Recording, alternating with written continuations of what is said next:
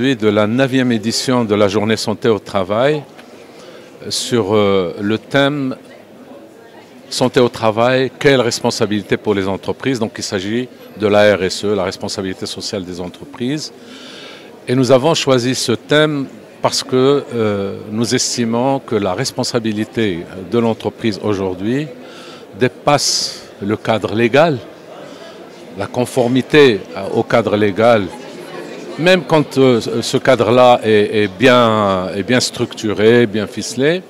Pourquoi? Parce qu'il s'agit de protéger les ressources humaines, il s'agit d'éviter les risques d'image, de s'occuper de ces salariés pour un bien-être qui va permettre très certainement une productivité meilleure.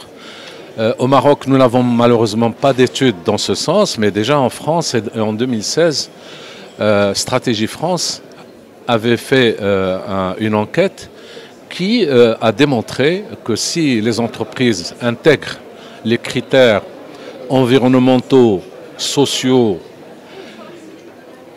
dans leur politique de ressources humaines, eh bien, ils vont gagner en performance. Et ils ont mesuré cette performance pour les entreprises à pratiquement 13%.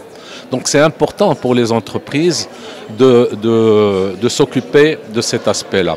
Alors aujourd'hui, nous avons deux intervenants. Comme d'habitude, nous avons des conférenciers. Et nous avons le secrétaire général de l'Union des mutualités socialistes belges, M. Jean-Pascal Labille.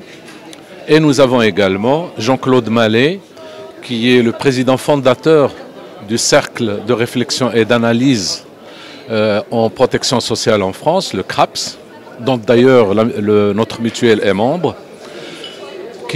Les deux vont nous donner une vue sur l'expérience internationale. Et puis, nous avons deux tables rondes. Une première table ronde qui va parler de l'état des lieux au Maroc, de la gouvernance de la santé au travail au Maroc, et on aura l'occasion d'écouter des représentants d'entreprises marocaines, notamment Taqa Morocco, qui va nous parler de sa propre expérience en gestion de la santé au travail.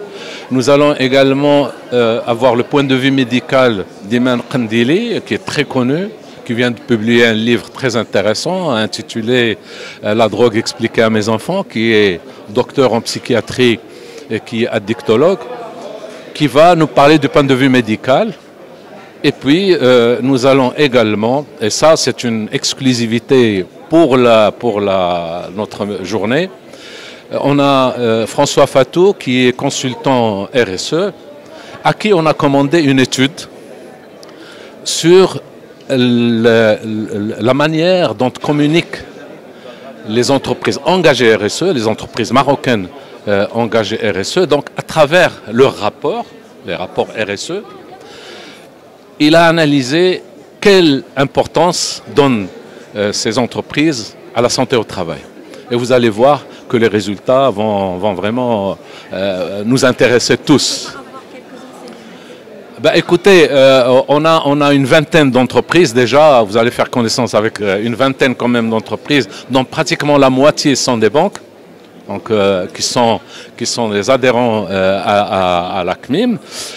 Et on va trouver qu'effectivement, ces entreprises s'intéressent tout particulièrement à leurs ressources humaines.